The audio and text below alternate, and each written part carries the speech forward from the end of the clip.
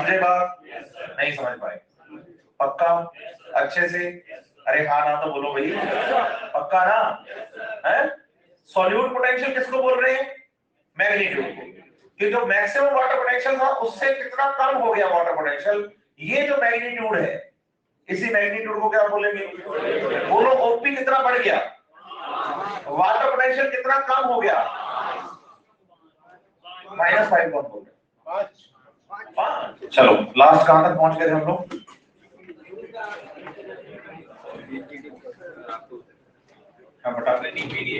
अच्छा हाँ ठीक है। तो हमने कहा था कि लास्ट लेक्चर में 4a cell dpd is equal to OP minus dpd, है ना? यहाँ ये जो सेल हमने लिखी, ये सेल हमने लिखी है पार्शियली टर्जिड, क्योंकि पार्शियली टर्जिड सेल में वाटर की डिमांड तो होगी कि पानी पार्शियली टर्जिड में जरूरत से क्या है, ज्यादा, लेकिन अभी और आ सकता है। समझ रहे हैं मेरी बात या नहीं? तो इसका मतलब पार्शियल टर्जिड में अभी तो वाटर की डिमांड है, सही है बात या नहीं? तो इसका मतलब डीपीडी की वैल्यू कुछ ना कुछ तो होगी। पानी जरूरत से ज्यादा है तो इसका मतलब टर्गर प्रेशर भी होगा, सही है? और सेल में सॉल्यूशन है या प्योर वाटर, ओपी की वैल्यू भी होगी। तो मुझे तीनों वैल्यू क्यों कौन सी सेल में दिखेगी? इसलिए ये फॉर्मूला किसके लिए है?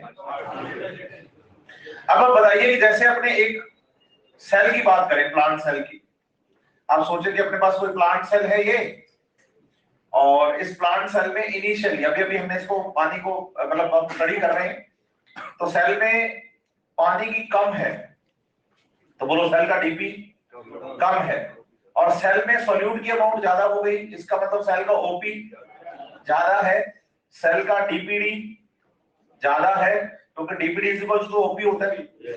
और बताइए सेल में पानी क्या है, कम है, तो सेल का टर्गर प्रेशर भी कम है।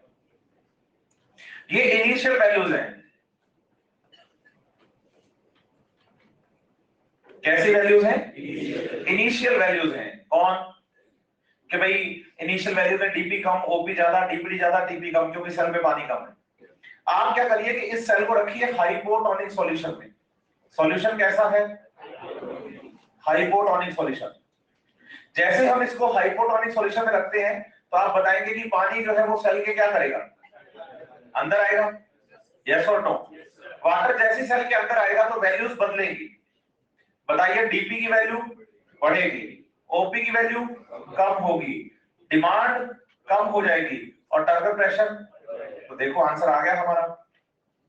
बोलो सेल का अगर डीपी ज्यादा हो तो टर्गर प्रेशर, डीपी ज्यादा मतलब पानी डिमांड ज्यादा, डिमांड ज्यादा तो पानी कम, कम तो टीपी कम, सही है? लेकिन अगर सेल के अंदर पानी आ जाए तो सेल की डिमांड कम, तो उसका टर्गर प्रेशर, समझ रहे हैं मेरी बात या नहीं? तो बताइए टर्गर प्रेशर डीपीडी के सेम डायरेक्शन में चल रहा है या अपोजिट? और मैथ्स कहती है कि अपोजिट डायरेक्शन शो करने के लिए आप नेगेटिव साइन लगाइए। इसलिए कल हमने प्रूव किया था कि 4a solution DPD is equals to OP, DPD is equals to 4a solution. लेकिन सेल के केस में ओपी के साथ साथ टर्गर प्रेशर भी आप काउंट करेंगे, तो फॉर्मूला बन जाएगा DPD is equals to OP minus TP, कि भाई जो वैल्यू ओपी की है वो डीपीडी की है ही, लेकिन जितना टीपी बढ़ेगा उतना डीपीडी कम हो जाएगा, जितना टीपी कम होगा उतना डीपीडी बढ़ जाएगा। तो ऑपोजिट डायरेक्शन में होने की वजह से माइनस लगता है। समझ रहे हैं बात या नहीं? अरे हाँ ना तो बोलो। अब ये तो बात हुई एक पार्शियली टर्जिड सेल के लिए, लेकिन अगर हम बात करें एक फुल्ली टर्जिड सेल की, किसकी बात करें? फुल्ली टर्जिड सेल की, तो आप बताएंगे कि जो फुल्ली टर्जिड सेल होती है उस फुल्ली टर्जिड सेल में ओपी और टीपी एक दूसरे के क्या हो जाते हैं, बराबर। आप सोचो किसी सेल में पानी आएगा तो कब तक आएगा, है बच्चे? जब तक डीपीडी जीरो ना हो जाए। अच्छा डीपीडी जीरो कब होगा? क्योंकि formula DPD equals to OP minus TP है, तो जब ओपी भी 5 हो जाए टीपी भी, तो डीपीडी जीरो हो जाएगा ना, यस और नो? तो आप बताइए डीपीडी की वैल्यू जीरो कब होगी? जब ओपी और टीपी एक दूसरे के, ओपी और टीपी एक दूसरे के बराबर हो जाएंगे। समझ रहे हैं मेरी बात या नहीं? तो आप बताइए कि OP is equal to 100, DPD is equal to 0 for a turgid cell. सही है बात या नहीं? यस और नो? और आप बताइए एक टर्जिड सेल के लिए, बताइए ऐसे मैक्सिमम टर्गो प्रेशर होता है। अगर पूछा जाए कि भाई मैक्सिमम टर्गो प्रेशर कौन सी सेल में, आप बताएंगे फुल्ली टर्गेट सेल में टर्गो प्रेशर की वैल्यू मैक्सिमम है। यस और नो? और बोलो अगर टर्गो प्रेशर की वैल्यू मैक्सिमम है तो किसके बराबर है? तो आज के बाद याद कर लो कि turgor pressure is equals to OP. क्या बोलेंगे? Turgor pressure is equals to maximum turgor pressure is equals to OP. इसका मतलब टर्गो प्रेशर की वैल्यू कभी भी ओपी से ज्यादा नहीं हो सकती, मैक्सिमम उसके बराबर हो सकती है, उससे कम हो सकती है। मतलब किसी भी सेल में पानी कब तक एंटर करेगा, मतलब कितना एंटर करेगा? बोलो जितना सोल्यूट है। सोल्यूट अगर 10 है तो पानी के मॉलिक्यूल कितने आएंगे? 10। सोल्यूट अगर 20 है तो पानी के मॉलिक्यूल कितने आएंगे? जितना सोल्यूट है वही ओपी है, और जो ओपी है उतना ही पानी अंदर आएगा। इसका मतलब उतना ही टर्गो प्रेशर डेवलप हो सकता है। तो टर्गो प्रेशर कभी भी ओपी से ज्यादा नहीं हो सकता। दिमाग में डाल लो ये बात। अगर किसी क्वेश्चन में बच्चा सेल का टर्गो प्रेशर ओपी से क्या लिख दिया गया तो फिर गड़बड़ है क्वेश्चन। हाँ या ना? दूसरा केस फुल्ली टर्जिड सेल के बाद हम बात करते हैं, बोलो फ्लैसिड सेल की। किसकी बात करते हैं? बताइए फ्लैसिड सेल में टीपी जो होता है ना बच्चे, वो 0 कंसीडर करते हैं। या कल भी बात हुई है कि टर्जिड सेल में टीपी पॉजिटिव, फ्लैसिड सेल में टीपी 0 और प्लाज्मोलाइज्ड में turgor pressure consider as the negative. याद है कल बात हुई थी अपनी, 2 बच्चों को बुला के मैंने समझाया था, एक को वॉल बना के दूसरे को मेम्ब्रेन। तो वॉल से दूर हटते हैं तो टर्गो प्रेशर नेगेटिव में कंसीडर करते हैं। हुई थी बात? तो बताइए फुली टर्जिड या पार्शियल टर्जिड सेल में टीपी पॉजिटिव, फ्लैसिड सेल में टीपी 0। अगर फ्लैसिड सेल में टीपी क्या है तो फार्मूला बनेगा DPD is equals to OP minus 0। Yes और नो? तो हो जाएगा DPD is equals to OP only. Yes और नो?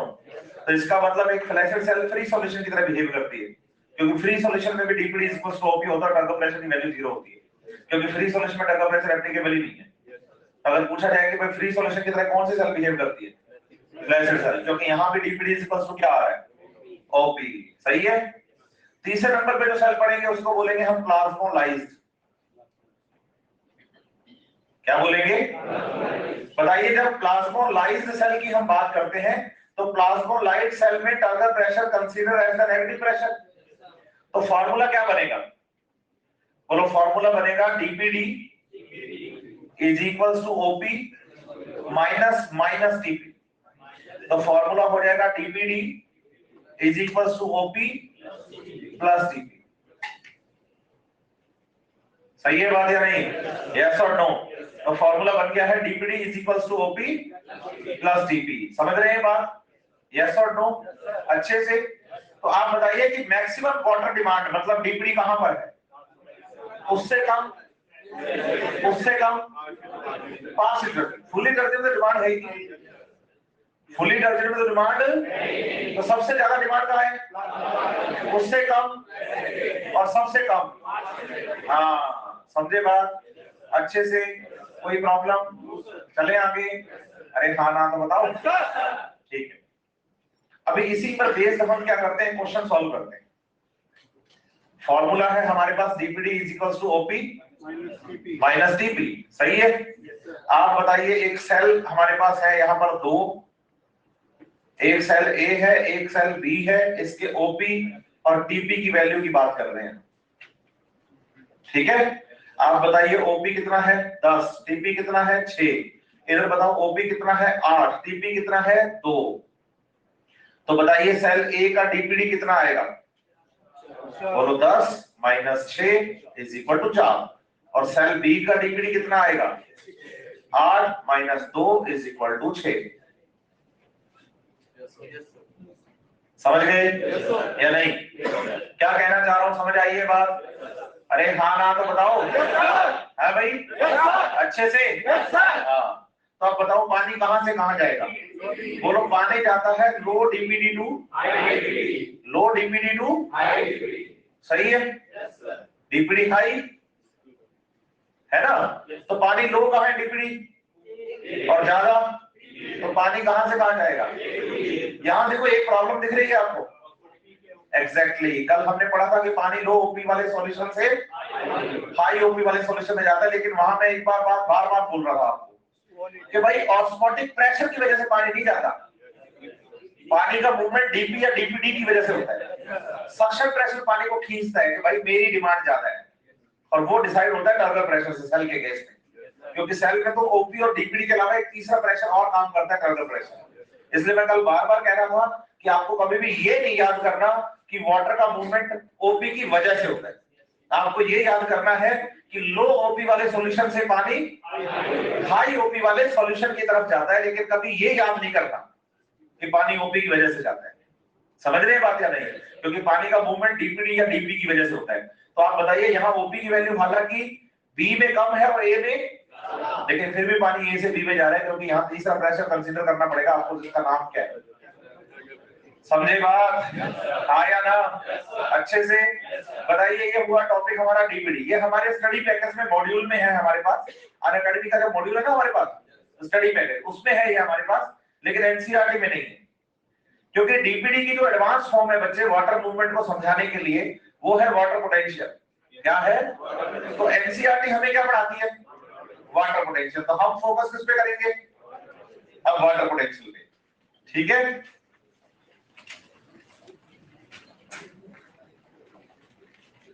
वाटर पोटेंशियल बोलिए Sai W. NCERT page number 175 chapter शुरू हो रहा है आपका। पहले पैराग्राफ के लास्ट में एक टर्म थी केमिकल पोटेंशियल, ठीक है?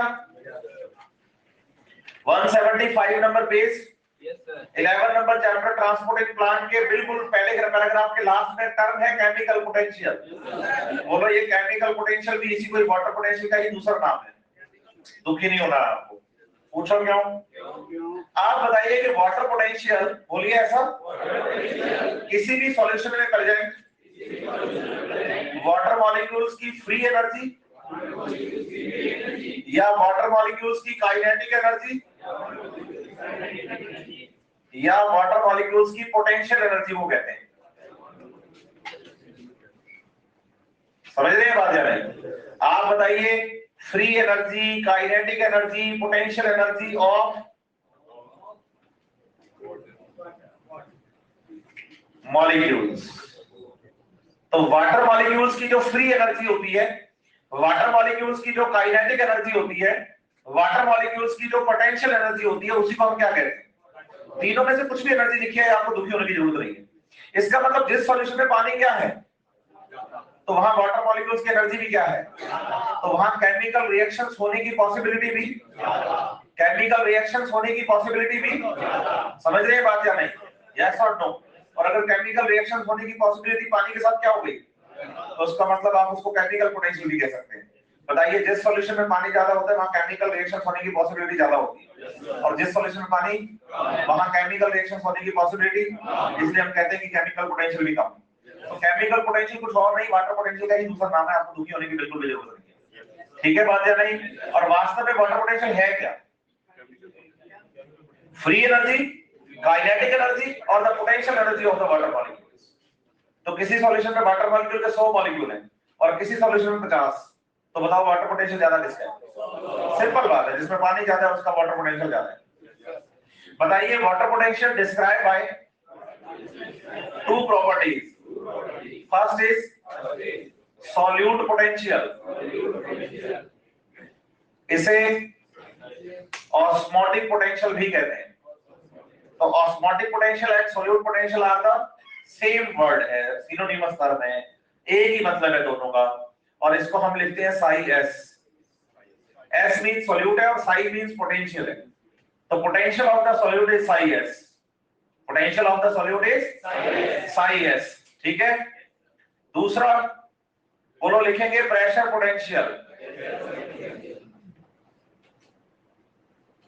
टू प्रॉपर्टीज बताई ना मैंने आपको, इसे रिप्रेजेंट करते हैं साई पी से। तो बताइए water potential defined by two properties, one is solute potential or the osmotic potential and second is pressure potential। तो पहले हम किसको डिफाइन कर रहे हैं? सॉल्यूट पोटेंशियल को। फिर हम किसकी बात करेंगे? एग्जैक्टली। चलें आगे। देखिए, आप बताइए, हमारे पास है प्योर वाटर। क्या है?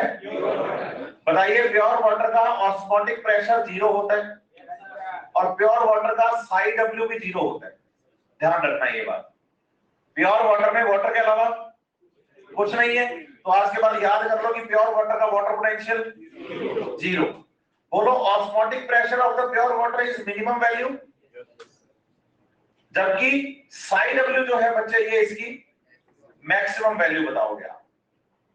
कैसी वैल्यू बताओगे? लेकिन एक बात का खास ध्यान रखना है। पूछो क्या? बोलो, ये वैल्यूज हम बता रहे हैं, बोलो एट एटमॉस्फेरिक प्रेशर। ये वैल्यूज हम डिफाइन कहां कर रहे हैं? At atmospheric pressure. कहां डिफाइन कर रहे हैं? समझ रहे हैं बात या नहीं? यस और नो? At atmospheric pressure. क्या याद करेंगे? तो बताइए कि प्योर वाटर का OP 0, minimum value, Sai W 0, maximum value at atmospheric pressure. ये मतलब एटमॉस्फेरिक प्रेशर बात चल रही है सारी बाय डिफॉल्ट। याद रखना ये बात, ठीक है? अब क्या हुआ कि प्योर वाटर में हमने क्या मिला दिया? सॉल्यूट। क्या मिला दिया?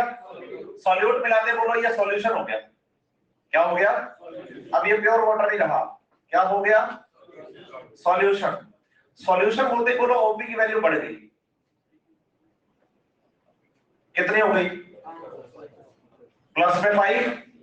ये जो वैल्यू यहां पे इंक्रीज हुई है ना बच्चे, इसको हम बोलेंगे, बोलो ऑस्मोटिक प्रेशर, या बोलेंगे सॉल्यूट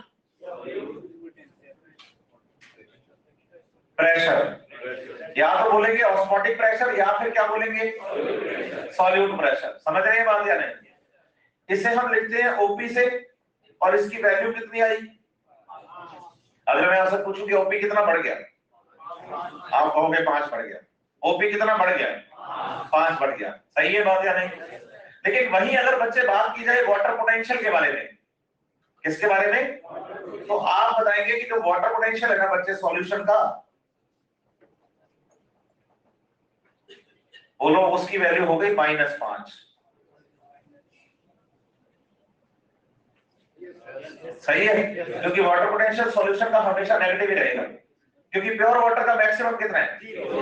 0 है। तो इसका मतलब एटमॉस्फेरिक प्रेशर में वाटर पोटेंशियल हमेशा सॉल्यूशन का तो कैसा आएगा? नेगेटिव। तो अगर लाइन लिखी आए कि water potential of solution at atmospheric pressure is always negative. सही है बात या नहीं? क्योंकि प्योर वाटर का वाटर पोटेंशियल कैसा बता रहे हो आप? Maximum value. लेकिन किस पर? At atmospheric pressure. किस पर? समझ रहे हैं बात या नहीं? तो बताएंगे at atmospheric pressure water potential is 0 और प्योर वाटर। तो सॉल्यूशन के लिए हमेशा नेगेटिव। तो सॉल्यूशन का वाटर पोटेंशियल कितना आया? बताइए, ये जो मैग्नीट्यूड है, अगर मैं आपसे पूछूं वाटर पोटेंशियल कितना कम हो गया, कितना कम हो गया? 5। -5 को बोल रहे बेटा, 5 बोलो। कितना कम हो गया? 5 कम हो गया। समझ रहे बात या नहीं? 5 बोलो। ये जो मैग्नीट्यूड है ना, इसी को कहेंगे ऑस्मोटिक या सॉल्यूट पोटेंशियल। मतलब साई एस यही है, और इसकी वैल्यू भी कितनी आई? 5। मैं पूछूं कि कितना कम हो गया? 5। समझ रहे हैं बात या नहीं? बोलो, magnitude between maximum water potential and the actual water potential of the solution is solute potential. समझे बात? नहीं समझ पाए? पक्का? अच्छे से? अरे हाँ ना तो बोलो भाई, पक्का ना है? सॉल्यूट पोटेंशियल किसको बोल रहे हैं? मैग्नीट्यूड को। कि जो मैक्सिमम वाटर पोटेंशियल था उससे कितना कम हो गया वाटर पोटेंशियल, ये जो मैग्नीट्यूड है, इसी मैग्नीट्यूड को क्या बोलेंगे? बोलो ओपी कितना बढ़ गया? वाटर पोटेंशियल कितना कम हो गया? -5 कम हो गया।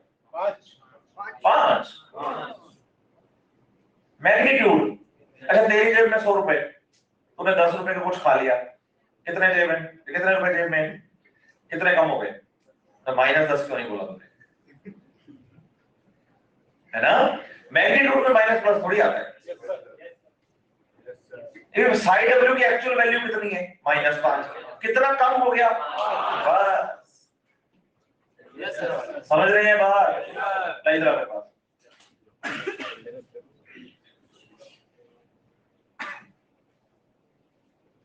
इधर इधर फेस करके खड़ा हो जाए ऐसे। मैं 1 बोलूंगा तो 1 कदम आगे बढ़ जाना, ठीक है? 2 बोलूंगा तो 2 कदम आगे बढ़ जाना, समझ रहे? सेकंड स्टेप देखो, मैं वाटर पोटेंशियल हूं, ये ऑस्मोटिक प्रेशर है, मैं साई डब्ल्यू और ये ओपी। सॉल्यूट मिलाओ 1, सही है? वाटर पोटेंशियल हो गया -1, 2, 3, 4, 5, सही है? अब बताओ मैं 0 से कितना आगे आया? ये 0 से कितना उधर गया? बस दोनों की वैल्यू 5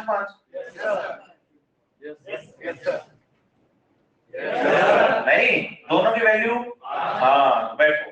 तो हम कहेंगे, बोलो psi S is equal to OP. जो वैल्यू साई एस की है वही वैल्यू ओपी की है। क्या ये बात ठीक है? तो बोलो psi S is equal to OP. Psi S is equal to OP.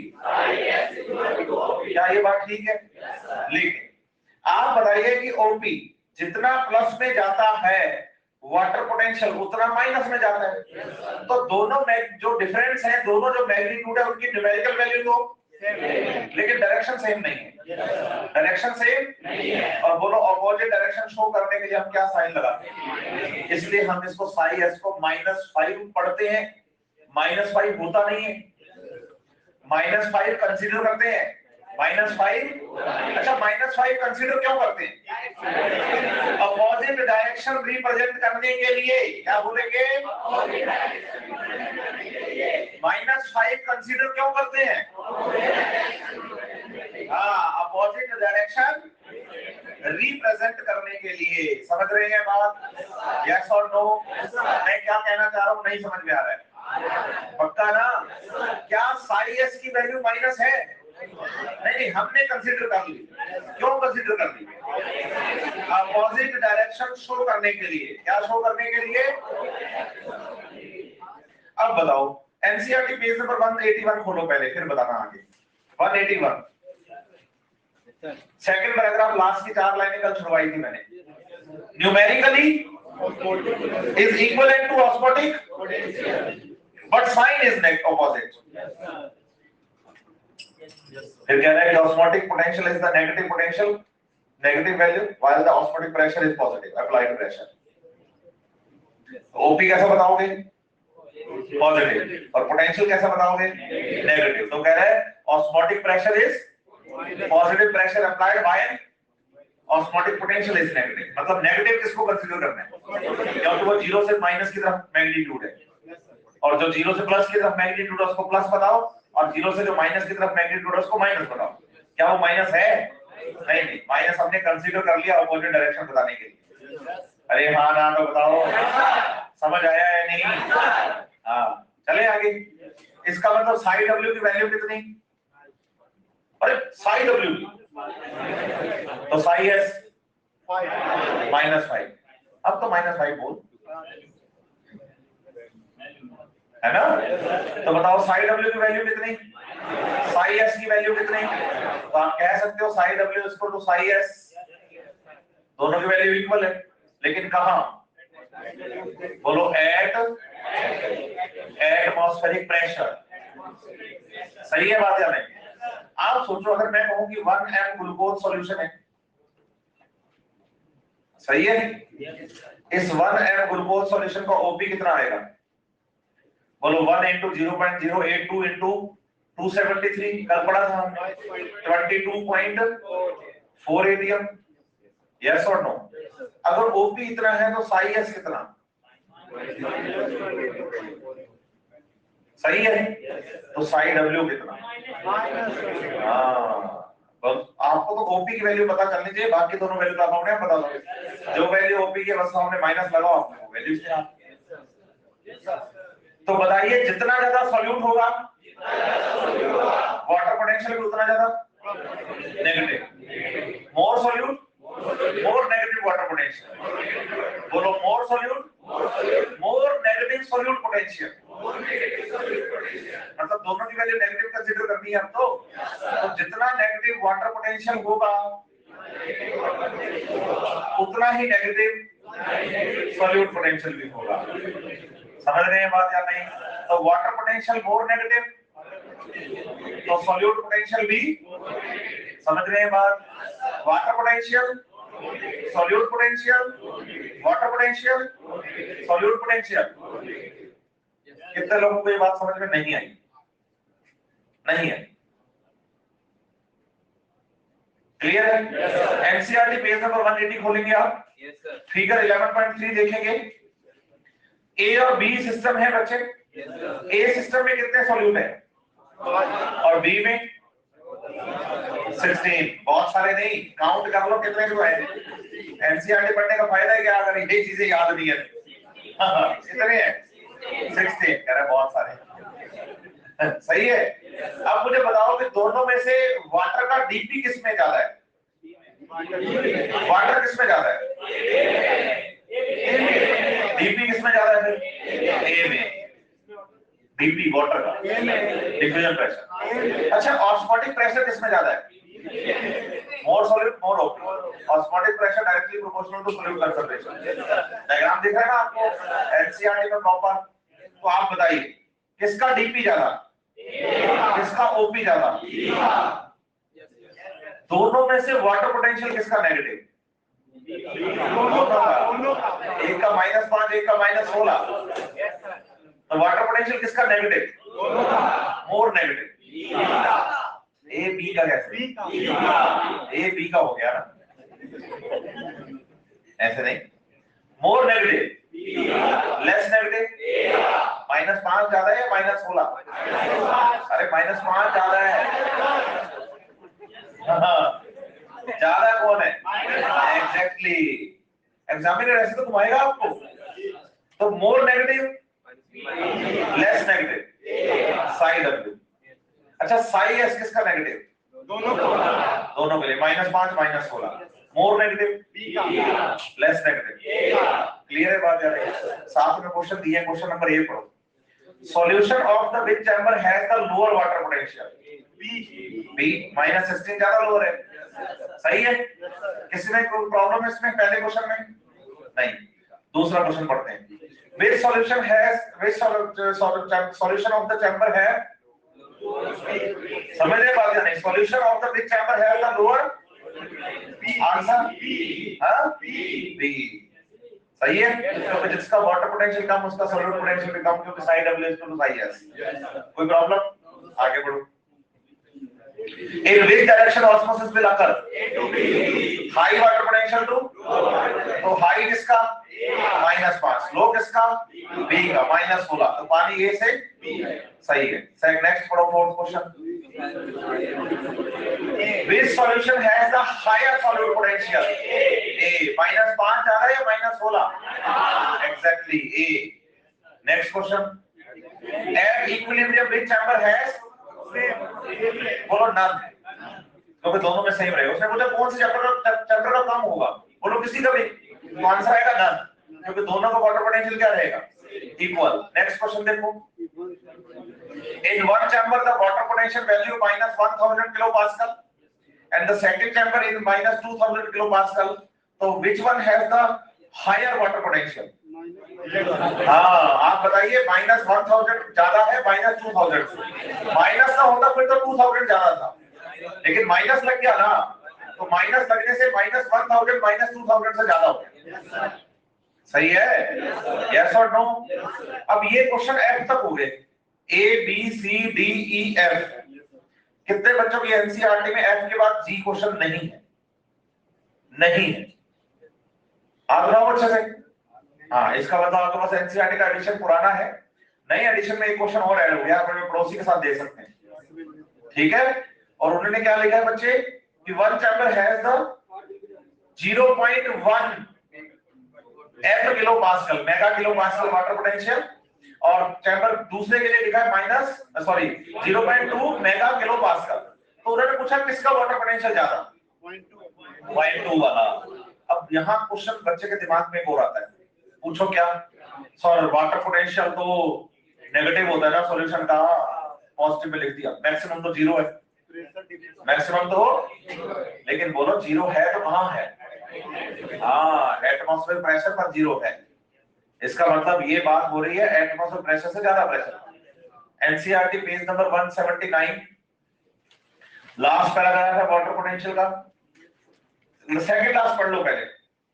Second last में इसने कहा है कि if some solutes in the water the solution has the fewer and concentration of free energy of the water, इसका मतलब क्या हो गया, reducing its, hence all solution have a lower water potential than a magnitude of this is called as or the psi s, psi s is always फिर कह रहे हैं the more the molecules the lower means more negative the psi w or the psi s, तो at atmospheric pressure psi w is equal to psi s, सही है। अब अगले line में क्या लिखा है, if the pressure greater than the atmosphere pressure is applied, मतलब अब बात चल रही है कि atmosphere pressure से ज्यादा pressure अप्लाई करो, the pressure greater than the atmosphere pressure is applied to the solution or the pure water, its water potential increases। बोलो प्योर वाटर का वाटर पोटेंशियल तो एटमॉस्फेयर प्रेशर पे 0 होता है, अब इसमें प्रेशर बढ़ाओगे तो प्लस में चला जाएगा, सही है बात या नहीं, और सॉल्यूशन वाला माइनस में होता तो कम माइनस में हो जाएगा, नहीं क्या, यस और नो। देखो इसको समझते हैं हम अपने प्रेशर पोटेंशियल की बात करते हैं। बताइए जैसे ना ये एक फनल है, बोलो थीसल फनल, और ये बीकर, सही है। थीसल फनल के माउथ पर मेम्ब्रेन, बोलो सेमी परमिएबल मेम्ब्रेन, और ये बाहर की तरफ इसमें बोलो प्योर वाटर। प्योर वाटर का डीपी मैक्सिमम होता है ना, ओपी 0 होता है, 0 मतलब मिनिमम वैल्यू है, बोलो डीपीडी 0 होता है मतलब मिनिमम वैल्यू है, और साई डब्ल्यू 0 होता है मैक्सिमम वैल्यू है, बोलो एट एटमॉस्फेरिक प्रेशर, सही है। लेकिन फनल के अंदर क्या था, बोलो शुगर सॉल्यूशन, फनल के अंदर क्या था, शुगर सॉल्यूशन,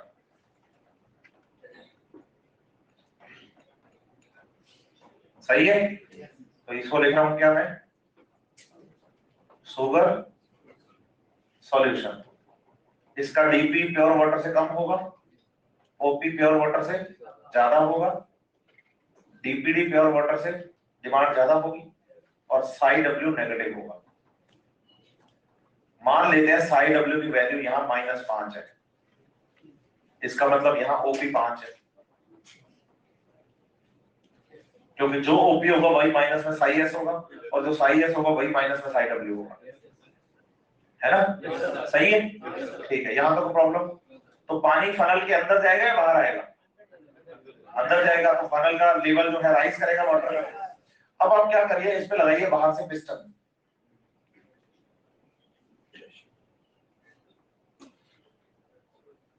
हुई थी बात अपनी कल।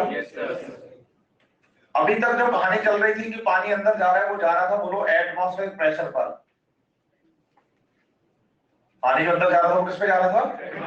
अभी आपने बाहर से क्या लगाया, पिस्टन, और पिस्टन से क्या लगाया, लेकिन इस पर ध्यान रखिएगा कि प्रेशर लगा रहे हैं बोलो अदर देन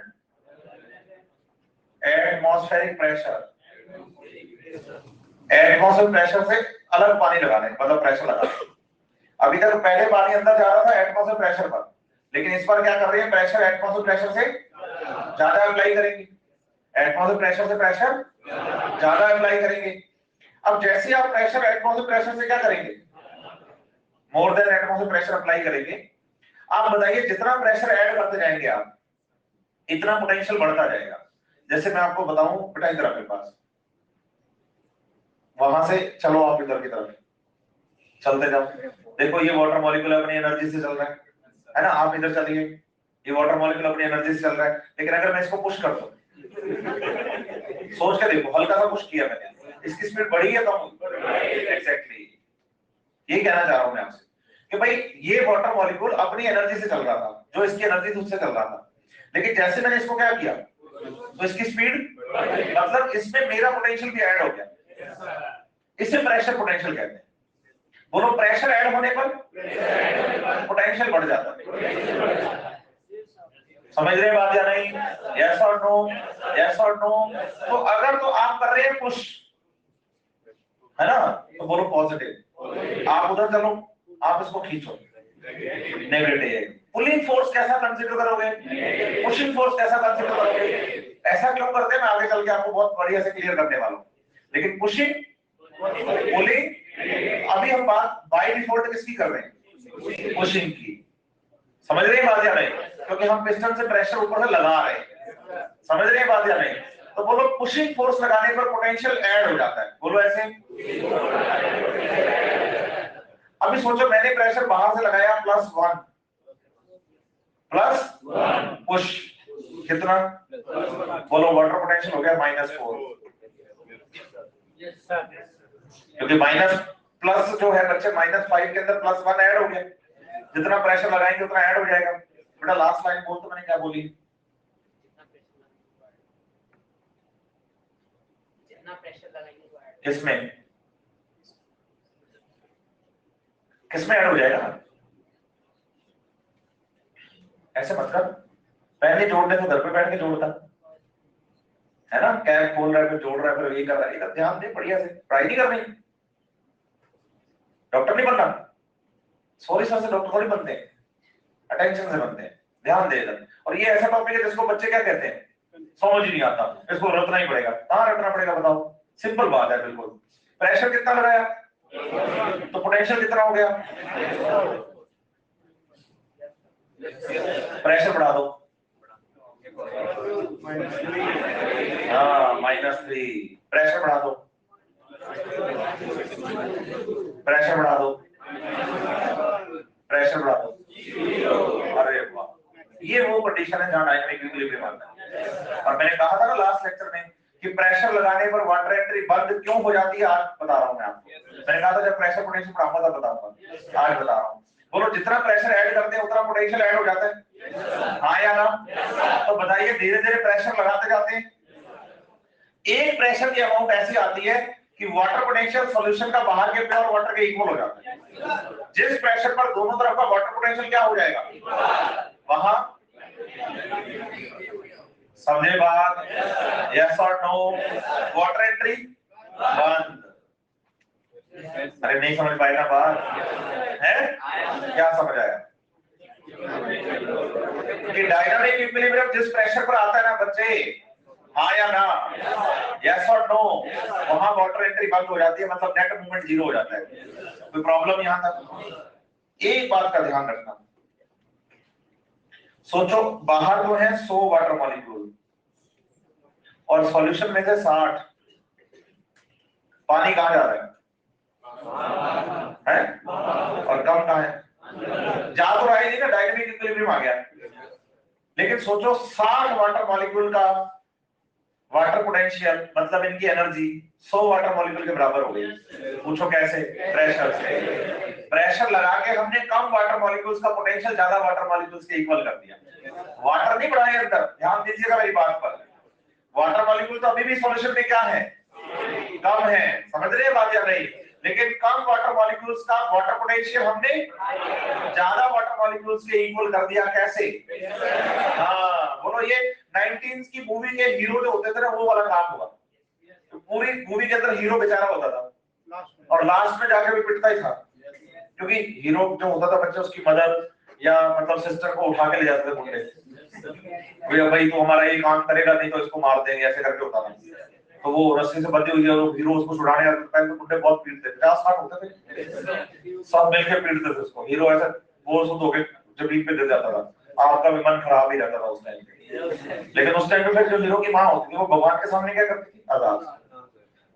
तो भाई आज तेरी परीक्षा का दिन है भगवान, वरना मैं तेरे को पूजा करना छोड़ दूंगी, ये करना छोड़ दूंगी, ऐसे करके बात करके फिर स्क्रीन टीवी की यूं हिलती थी, घंटियां बजती थी और आपके मुंह से एकदम से क्या निकलता था? अब देखना ऐसा फूल, या तो फूल गिर जाता था या वहां से एनर्जी छूटती हुई लाइट वो दिखाते थे, जाके हीरो पे गिरती थी। आप पहले देखना आप सबको पीटेगा और वो खड़ा भी होगा, सबको पीट भी रहा है। पूछो क्यों? हीरो के नंबर थोड़ी 50 से 60 कर दिए हमने, हीरो तो एक ही है, मुंडे अभी भी 50 ही है, लेकिन एक हीरो का पोटेंशियल 60 लोगों से ज्यादा कर देते हैं। ये दिखा देते हैं कि भाई उस एक का पोटेंशियल 60 से क्या हो गया। ये बाहर से लगाया गया प्रेशर मंदिर की घंटियां तो है, नहीं समझ गया मेरी बात। और हीरो के नंबर नहीं बढ़ाए आप, मतलब वाटर मॉलिक्यूल्स के नंबर नहीं बढ़ाया, क्या बढ़ाया? हाँ, कम वाटर मॉलिक्यूल्स का पोटेंशियल जो है वो ज्यादा वाटर मॉलिक्यूल्स के बराबर हो गया है। समझ रहे हैं बात? अरे हाँ ना तो बोलो अच्छे से। तो बताइए एटमॉस्फेरिक प्रेशर पर तो psi W equal to psi S होता है, यस और नो? लेकिन other than atmospheric pressure formula पढ़ना पड़ेगा, psi W is equal to psi S plus psi P। मतलब जितना प्रेशर लगाओगे उतना पोटेंशियल ऐड हो जाएगा। बोलो 4A cell psi P TP ही होता है। अब सेल में पिस्टन कहां से लगाओ? मेरी सेल में लगाओ पिस्टन। आप सेल में पिस्टन नहीं लगते, सेल अपना प्रेशर खुद अप्लाई करती है अपने प्रोटॉन माध्यम से, और जो सेल का प्रेशर होता है वो क्या होता है? तो बोलो terminal pressure of the cell considered as the psi P, मतलब pressure potential of the cell. समझ रहे हैं बात? तो फार्मूला बनता है psi W equal to psi S plus, यहां तक कोई प्रॉब्लम? तो water molecule high water potential तो कहां जाते हैं? चलो एक बात और सुन लो, जैसे कि आपने फॉर्मूला बनाया था अभी सेल का, इस पे बात करते हैं। सोचो हम सेल के लिए पढ़ रहे हैं psi S is equal to minus OP, है ना? और psi P is equal to TP, सही है? अगर मैं आपसे सेल A का साई W पूछूं तो आप कहोगे -10 प्लस 6 -4, और अगर मैं सेल B का साई W पूछूं तो आप कहोगे -8 प्लस 2 -6। बताओ ज्यादा वाटर पोटेंशियल किसका है? और कम? तो पानी A से कहां जाएगा? B में। ये पीछे से तीसरा बैच दूसरा बच्चा आदर्श के साथ बैठा है जो, हाँ खड़े हुए, समझ आ रहा है आपको? गलत आंसर को बोल रहे थे, लोअर तो बोला था, इसमें हाई होगा तो -4 है। हाँ लोअर नहीं बोला था ना, हायर बोलना था ना। ए का लोअर है हायर है? ए का हायर है। हायर है मतलब कितना है? -4। हाँ, और बी का? हाँ, गड़बड़ नहीं करनी है ना, साफ सुथरा और सही से बोलना है, क्योंकि यहाँ जो सर के साथ बोलेंगे वही तो दिमाग में रहेगा। इसका मतलब ये थोड़ी कि 100-150 की क्लास में बैठे हैं, 200 क्लास में बैठे हैं तो मैं तो अकेला हूँ, मेरे पे क्या ध्यान है? गुरु जी का ध्यान सब पे ही है, गुरु जी का जो भी आप बोलते हैं सब ठीक है। तो बताओ water potential lower to high या हायर टू लो? हाँ हायर टू लो। तो हायर किसका? लोअर किसका? शाबाश, बैठ। तो पानी जाएगा ए से कहां? ए से कहां जाएगा? सही है बात या नहीं? लेकिन आप देखो बच्चों, जो वैल्यू डीपीडी की है ना वही वैल्यू साई डब्ल्यू की है, जो वैल्यू डीपीडी की है ना वही वैल्यू बट साइन अपोजिट है। तो आप कह सकते हैं psi W is equal to minus DPD. बोलो जिस सेल में पानी ज्यादा उसका वाटर पोटेंशियल ज्यादा, डिमांड उतनी कम, है ना? बोलो जिस सेल में पानी कम उसका वाटर पोटेंशियल कम, डिमांड उतनी ज्यादा। तो डीपीडी वाटर पोटेंशियल के अपोजिट होता है। Numerically water potential and DPD are equal but sign is opposite. जितना ज्यादा पानी उतना ज्यादा वाटर पोटेंशियल, उतनी कम डीपीडी। जितना कम पानी उतना कम साई डब्ल्यू और उतना ज्यादा डीपीडी। कोई प्रॉब्लम यहां तक? कोई ऐसी बात जो लगे समझ नहीं आई तो पूछ लो भाई। हाँ सब समझ में आ गया? याद तो मैंने पढ़ाया ज्यादा बढ़िया दिया, याद तो ज्यादा बढ़िया समझ में आ गया। बोलो दोनों ही चीजें अच्छी है सर। हाँ तो समझ आई ना हर चीज। ध्यान दीजिए एक बात पे और, मैंने कहा कि psi W equal to psi S plus psi, ये तो हमें एनसीईआरटी में पढ़ाया है, लेकिन क्या हमेशा पुशिंग याद करते हैं? नहीं बोलो, कभी कभी पुलिंग भी होता है। पूछो कहाँ? जैसे ना स्ट्रो होती है ना जूस पीने वाली, सक्शन, पुलिंग, नेगेटिव। बोलो ऐसा पुलिंग प्लांट के जाइलम में डेवलप होता है जो पानी को ऊपर खींच के लेके जाता है। सॉइल से वाटर एब्जॉर्ब होता है रूट में, और रूट से वाटर एब्जॉर्ब होकर जो शूट में जाता है ना, वो किस वजह से जा रहा है? पुलिंग की वजह से। पुलिंग, ट्रांसपिरेशन, पुल, नेगेटिव। एनसीईआरटी पेज नंबर 180 पहला पैराग्राफ है। प्रेशर पोटेंशियल बोल्ड करके एनसीईआरटी लिख रही है कि प्रेशर पोटेंशियल यूजुअली पॉजिटिव, फिर in the xylem column negative tension or the potential play a major role to transport of water up in a stem।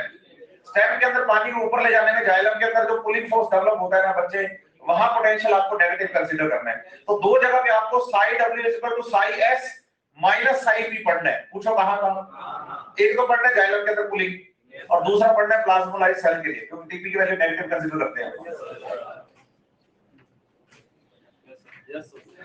कितने लोगों को ऊपर से गई भाई सारी बातें?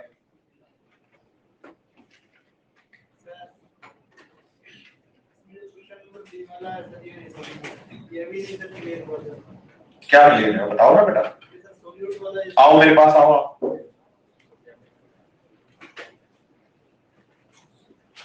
हाँ अब बताओ क्या क्लियर नहीं हुआ, वही से कर लेते हैं। हाँ उतना ओपी बढ़ गया, OP directly proportional to solute concentration, ये तो क्लियर है। कल अपने बात हुई थी कि प्योर वाटर में ओपी 0 होता है, लेकिन जैसे सॉल्यूट मिलाते हैं तो ओपी आ जाता है। इसका मतलब ऑस्मोटिक प्रेशर सॉल्यूट का होता है, तो सॉल्यूट जितना ज्यादा होगा ऑस्मोटिक प्रेशर उतना ही। सिंपल बात है, कोई दिक्कत? ठीक है। एक बीकर के अंदर 100 वाटर मॉलिक्यूल है, कितने? तो बोले एनर्जी भी 100 है। अब बाहर से तूने 100 के अंदर 40 सॉल्यूट डाल दिए, तो बता भाई 40 सॉल्यूट्स को 40 वाटर मॉलिक्यूल डिसॉल्व करने में बिजी हो गए, फ्री वाटर मॉलिक्यूल कितने हैं? तो एनर्जी 100 की ज्यादा थी या 60 की ज्यादा है? तो मैं कहता हूं कि भाई उस सॉल्यूशन के अंदर जो वाटर मॉलिक्यूल सबकी एनर्जी क्या होगी? तो वाटर पोटेंशियल नेगेटिव में चला गया। सही है। अब मैंने यहाँ कितने सॉल्यूट मिलाए? जितने सॉल्यूट मिलाए उतना ओपी बढ़ गया। कितना बढ़ गया? इसमें कोई प्रॉब्लम? ठीक है। जितना सॉल्यूट मिलाया उतने फ्री वाटर मॉलिक्यूल कम हो गए, तो वाटर मॉलिक्यूल की एनर्जी कम हो गई, तो साई W इक्वल टू -5 हो गया। इसमें कोई दिक्कत? अब मैं कह रहा हूं जितना सॉल्यूट मिलाता हूं उतना वाटर पोटेंशियल कम हो जाता है। ये जो मैग्नीट्यूड है इसको क्या बोलेंगे? पोटेंशियल या सॉल्यूट पोटेंशियल। इसकी वैल्यू कितनी आई थी? 5 आई थी, लेकिन हम माइनस कंसीडर करते हैं। एग्जैक्टली क्या नहीं समझ आया बता? बोल यहाँ क्या आ गया? कोई एक्चुअली होता क्या है कि इस टॉपिक के अंदर बेसिकली प्लांट फिजियोलॉजी के अंदर बच्चा एनसीईआरटी को फोकस नहीं कर पाता, क्योंकि उसने आज तक पढ़ा क्या होता है? सिर्फ नोट्स नोट्स नोट्स नोट्स। लेकिन जब वो एनसीईआरटी से लाइनें क्लियर करता है तो उसको चीजें सारी समझ में आ जाती है, उसको पता चल जाता है कि वास्तव में क्या चल रहा है। लेकिन उसके दिमाग में एक चीज कहीं ना कहीं चल रही होती है। पूछो क्या? यार पिछले साल से समझ नहीं आया था, 3 साल से रिपीटर के साथ खास करके ज्यादा होता है, कि 3-4 साल से पढ़ रहा हूं मैं भी, आज तक तो ये बात समझ में, अब कैसे आ गई? नहीं समझ रहा मेरी बात? तो उसी सोच का शिकार है मेरा ये बच्चा। पूछ लो चाहे आप इससे, देखो गर्दन पिला भी रहेगी ऐसे। तो उस थिंकिंग पे नहीं जाना है हमने। आप ये समझिए कि मेरे को चीजें क्या हो रही है, समझ आ रही है, और एनसीईआरटी की सारी बातें कवर हो रही है, मेरा मॉड्यूल का सारा टॉपिक कवर हो रहा है। इसका मतलब जब मैं एग्जाम में क्वेश्चन करने बैठूंगा तब मैं बस, इसलिए मैं मेरे नोट्स कभी नहीं लिखवाता। अब मार्केट में पता करना जगदीप सर के नोट्स नहीं मिलेंगे आपको, उसका रीजन यही है। अगर मैं आपके सोर्स बढ़ा दूंगा ना बच्चे, क्या कर दूंगा? तो आप सोचो बच्चे, आपने 1 साल के अंदर कितनी किताबें पढ़ी? 4। कितनी बार? 2 बार। सोचो अगर किताब आपको एक ही पढ़नी होती कितनी बार पढ़ते? 8 बार। और आपको पता होगा कि पेपर उसी से आना है। नहीं समझ रहे मेरी बात? इसलिए मैं एग्जामिनर का दिमाग पकड़ने के लिए कहता हूं हमेशा आपको। आप हमेशा ये सोच के चलो कि एग्जामिनर क्या सोच रहा है, वो कहां से क्वेश्चन घुमा सकता है मेरे लिए। आप ये सोच के मत चलो कि मुझे टॉपिक रटना है, मुझे टॉपिक लिखना है, मुझे नोट्स बनाने हैं। नहीं बनाने, मुझे फोकस करना है किस पे? मेरी सिलेबस बुक पे, मेरे नोट्स, मेरा जो एन अकेडमी का मॉड्यूल है वो मेरे नोट्स हैं। और अगर सर लिखवाएंगे तो टूटी फूटी इंग्लिश लिखवाएंगे, और मॉड्यूल के अंदर जो इंग्लिश लिखी गई है वो बिल्कुल शानदार वाली है, वहां से मीनिंगफुल चीजें निकलती। समझ रहे हैं मेरी बात या नहीं? क्योंकि मेरी इंग्लिश इतनी शार्प थोड़ी है। नहीं समझ रहे मेरी बात, मैं क्या कहना चाह रहा हूं? आप मुझे एज ए सोर्स यूज करिए, क्या समझने के लिए? अपने नोट्स, अन अकेडमी का मॉड्यूल और एनसीईआरटी की बुक, बस दो ही चीजें, इसके अलावा कोई तीसरी चीज करनी नहीं आपने, है ना? थोड़ा सा अपने आप कॉन्फिडेंस लेवल को क्या रखेंगे, हाई। घबराते नहीं है बिल्कुल भी। एग्जाम में सारे क्वेश्चन ठीक करके आपको, मैं कह रहा हूं ना पूरे भरोसे के साथ। चलिए आगे, कोई प्रॉब्लम किसी को भी? देखो डाउट ना होने के सब दो ही कारण होते हैं कि या तो सब समझ में आ रहा है या फिर कुछ भी समझ में नहीं आ रहा।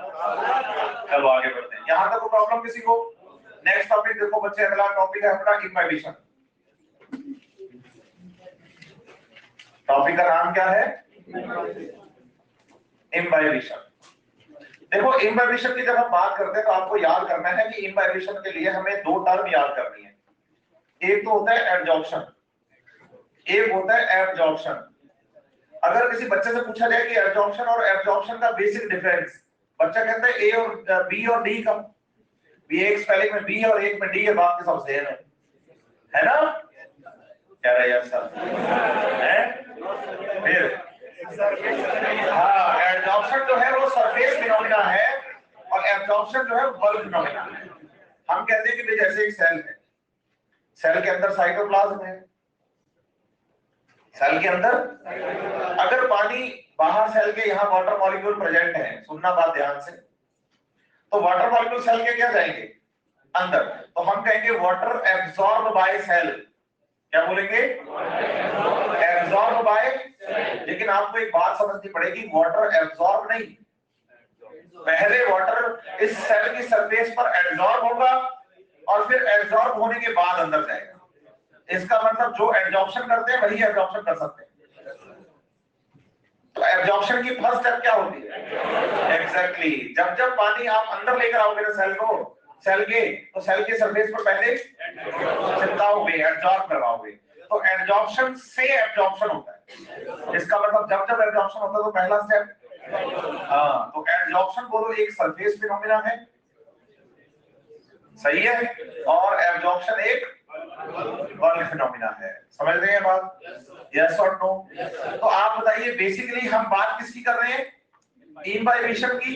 तो हमारा फोकस पूरा पूरा किस पे है? एब्जॉर्प्शन पर। किस पर है? एब्जॉर्प्शन पर, मींस सरफेस फिनोमेना पर। और यहाँ इम्बाइबिशन एब्जॉर्प्शन हमें पढ़ाते टाइम बोलो ड्राई सीड और ड्राई वुड का एग्जांपल देकर पढ़ाया जाता है। इसका एग्जांपल जैसे आप कहोगे अपने पास ड्राई वुड है,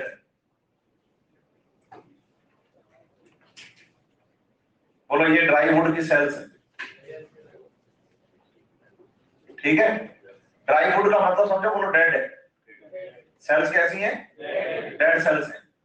सेल्स कैसी हैं? डेड सेल्स हैं। बोलो ये ड्राई वुड का पीस है, डेड सेल्स है, सही है? इनके चारों तरफ क्या है? बोलो पानी, वाटर मॉलिक्यूल्स। तो आपने क्या किया? ड्राई वुड को पानी में डुबो दिया, तो ये बाहर की तरफ कौन है? वाटर मॉलिक्यूल्स, है ना? तो बच्चों आप क्या मुझे कॉपी करने की कोशिश मत किया करो, ठीक है ना? मैं पानी बोलता तो बच्चा मेरी नकल करता है कि सर जैसे पानी बोल रहे हैं वैसे पानी बोले, नहीं समझ रहा मेरी बात, सरदार हो गई। तो मेरी हिंदी या इंग्लिश जो भी जैसे मैं बोलता तो पता चलता है कि यहाँ पे कोई सरदार बंदा है जो हिंदी इंग्लिश बोल रहा है।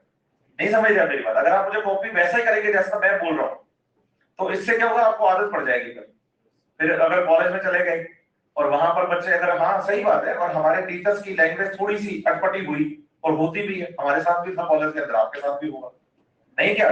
थोड़ी सी लैंग्वेज क्या हुई अटपटी, तो आप नकल करना शुरू कर दो क्योंकि आपको आदत पड़ गई।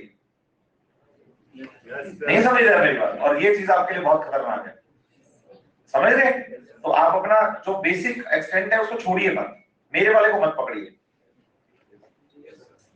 हाँ, तो बताइए कि ड्राई वुड के चारों तरफ क्या है? Water molecules. क्लियर है बात? ध्यान दीजिए, जब हमने पानी में इसको डुबोया, पानी में इसको डुबोया तो क्या हुआ? बोलो जो वाटर मॉलिक्यूल्स हैं इस ड्राई वुड के जो सेल वॉल थी, देखो मेम्ब्रेन तो इसमें है ही नहीं क्योंकि ड्राई वुड की सेल्स कैसी हैं? डेड है, सही है? तो बताइए इसकी जो सेल वॉल थी उस सेल वॉल के कंपोनेंट पे वाटर मॉलिक्यूल चिपक गए। ये सेल वॉल के कंपोनेंट कौन होते हैं? बोलो सेलुलोज, है ना, पैक्टिन। तो पेक्टोसेलुलोजिक सेल वॉल होती है ना, यस और नो? तो उसकी सरफेस पर पानी क्या हो गया? एब्जॉर्ब हो गया।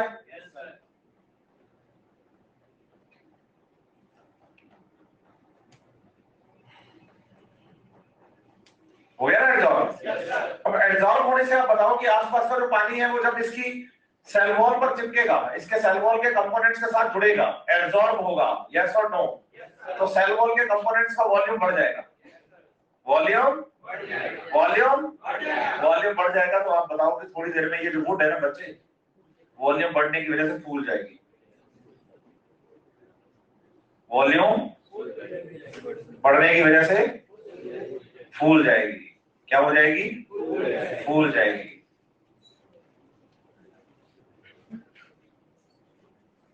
स्वेल अप हो गई? सही है। स्वेल अप हो गई, फूलेगी तो बाहर की तरफ क्या लगाएगी? प्रेशर। तो ये देखो सेल वॉल क्या हो गई है? थिक। क्योंकि वाटर मॉलिक्यूल जुड़ने की वजह से वॉल्यूम क्या हो गया? बढ़ गया है।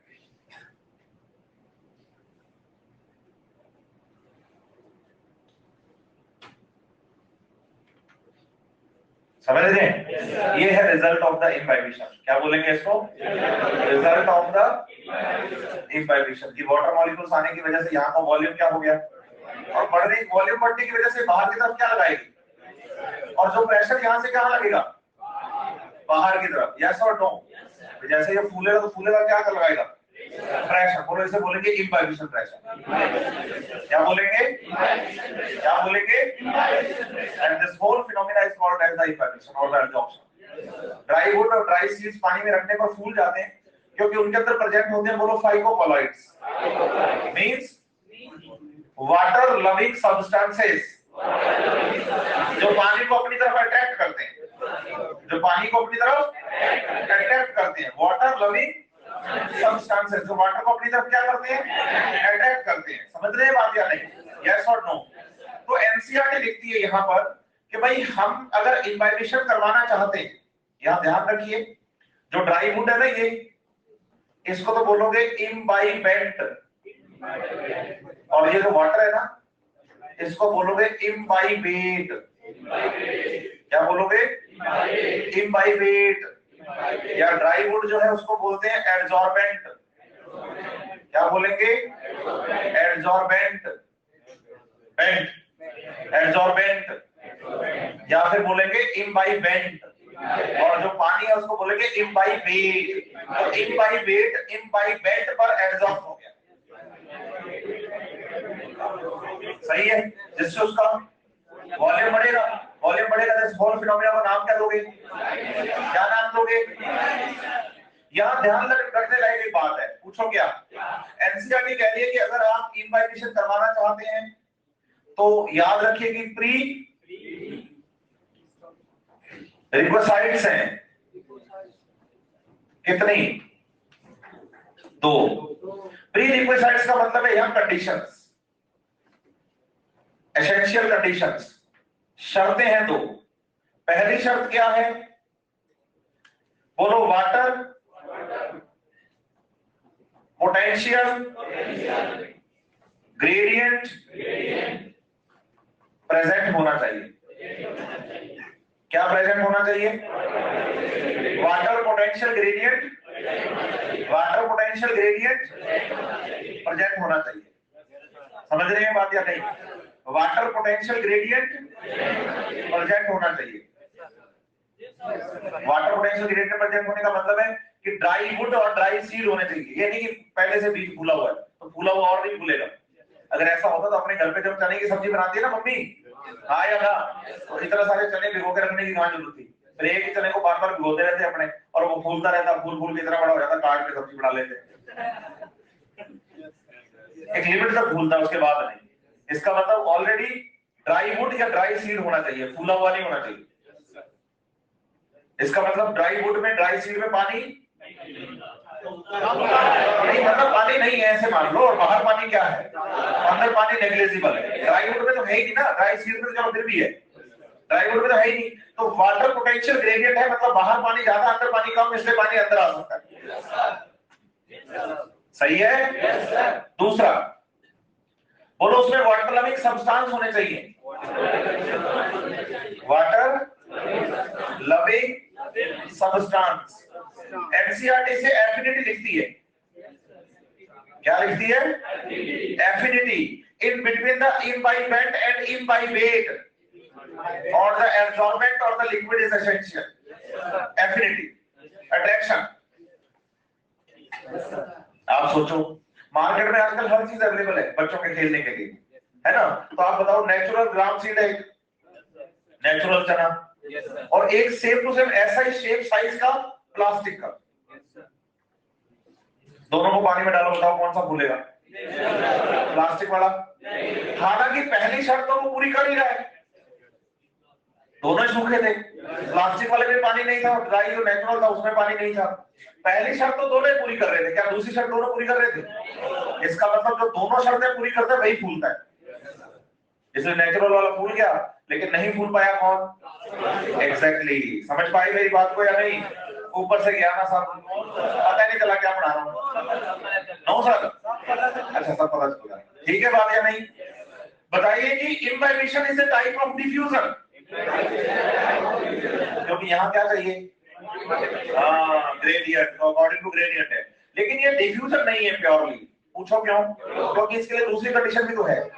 सिर्फ अगर पहली कंडीशन से इम्बाइबेशन हो जाता तो फिर वो प्योरली डिफ्यूजन होता, लेकिन यहाँ पहली कंडीशन के साथ एक कंडीशन, इसलिए प्योरली डिफ्यूजन, प्योरली डिफ्यूजन। समझे बात? यस और नो? अच्छे से बढ़े आगे, कोई प्रॉब्लम? हाँ भाई, अच्छे से ध्यान दो। एनसीईआरटी के अकॉर्डिंग अपने चले तो आप बताइए कि भाई जब ड्राई वुड को, ड्राई सीड को हम पानी में डालते तो वो फूलता है तो बाहर की तरफ क्या लगाता है? इस प्रेशर को इम्बाइबेशन प्रेशर कहते हैं। क्या कहते हैं? क्या कहेंगे? बताइए जब इम्बाइबेशन प्रेशर की बात आती है ना, तो बताइए अमाउंट में बहुत ज्यादा होता है, अमाउंट में बहुत ज्यादा होता है। समझ रहे हैं मेरी बात या नहीं? इतना ज्यादा होता है बच्चे कि पुराने टाइम में एनसीईआरटी लिखती है प्री हिस्टोरिक मैन, मतलब हमारे जो पुराने पूर्वज रहे एंसेस्टर्स, उनके पास मशीनें थी नहीं, तो बड़े बड़ी चट्टानों को, पत्थरों को कैसे तोड़ते थे? बोलो, चट्टानों के दीवारों के बीच में, पत्थरों के बीच में जो सीवर्स होती थी, दीवारें होती थी, उनमें सूखी लकड़ियां भर देते थे। क्या भर देते थे? और फिर ऊपर से धीरे धीरे क्या डालते रहते? हाँ, और लकड़ियां क्या होती? गीली, और गीली होकर जब फूलती ना, तो जिस चट्टान को इंसान नहीं तोड़ पा रहा, हाँ, बीच में टूट जाती थी। इम्बाइबेशन प्रेशर अमाउंट में इतना ज्यादा होता है। वैसे एक बात बता रहा हूँ, घर पे ऐसा करना नहीं है हमें। कांच की बोतल है, उसको सूखे चने भर के रखे हमने, कांच की बोतल है, सूखे चने भरे, और एक दो गिलास पानी डाल के ढक्कन बंद करके किसी जगह पे ऐसे रख दिया जहां पर कोई आता जाता नहीं है, और सुबह उठकर देखोगे बोतल टूट जाएगी, क्रैक आ जाएगी बोतल में। इम्बाइबेशन प्रेशर से, क्योंकि अंदर से चने फूलेंगे, फैलने की जगह मिलेगी तो बाहर की तरफ प्रेशर लगाएंगे तो बोतल तोड़ देंगे। इतना ज्यादा इम्बाइबेशन प्रेशर। आप सोच के देखो, सीड को मिट्टी, आप ऐसे सोचो, मैंने 1 फुट गहरा खड्डा खोदा, है ना, 1-1.5 फुट गहरा खड्डा खोद दिया, आपकी लेंथ जितनी है उतनी खोद के, गर्दन बाहर रख के ना, बाकी पूरा आपको मिट्टी में दबा दिया, है ना, बाहर आ जाओगे? मुझे जोर आ जाएगा। हाँ, फिल्मों की हीरो है जो बाहर आ जाते हैं, हम नहीं आ पाएंगे क्योंकि हम आम लोग हैं। नहीं समझ रहे आप मेरी बात? पूछो क्यों? क्योंकि एक तो मिट्टी का वेट, ऊपर से एटमॉस्फेयर प्रेशर इतना ज्यादा होता है, बच्चे अपना पैर कीचड़ में चला जाता है तो निकालना मुश्किल हो जाता है, और यहाँ पूरा शरीर मिट्टी में है, और वो भी गीली मिट्टी में। और वहीं सोचो, अगर एक छोटा सा सीड अगर आप मिट्टी में दबा देते हो, तो उसका जो पहला सीड थोड़ी बाहर आ जाता है, जर्मिनेट करने के बाद उसका जो पहला सीडलिंग बाहर आता है ना, सॉफ्ट सा आता है ना, anti gravitation force, phototropic growth करता वो बाहर आ जाता है। भाई जिस मिट्टी से आप नहीं निकल पा रहे थे इतने तगड़े ताजे होके भी, वहां से इतना सॉफ्ट सीडलिंग बाहर कैसे आ जाता है? Imbibition pressure. बताओ, वो सीडलिंग जब बाहर आ रहा होता है ना यूं, तो अपने सरफेस पर क्या एब्जॉर्ब करता है? पानी एब्जॉर्ब करके क्या डेवलप करता है? प्रेशर। तो प्रेशर इतना ज्यादा होता है कि मिट्टी में पिचकने नहीं देता सीडलिंग को। तो इम्बाइबेशन प्रेशर अमाउंट में काफी ज्यादा होता है। समझ रहे हैं बात या नहीं? यस और नो? रहेगी बात याद? अरे हाँ ना तो बोलो। देखो फिर एनसीईआरटी हो गया आपका इंफॉर्मेशन टॉपिक, आगे बढ़ते हैं। यहाँ तक तो प्रॉब्लम किसी को हो तो भाई पूछो। नहीं, वॉशरूम जा रहा है, क्या कह रहा है बेटा?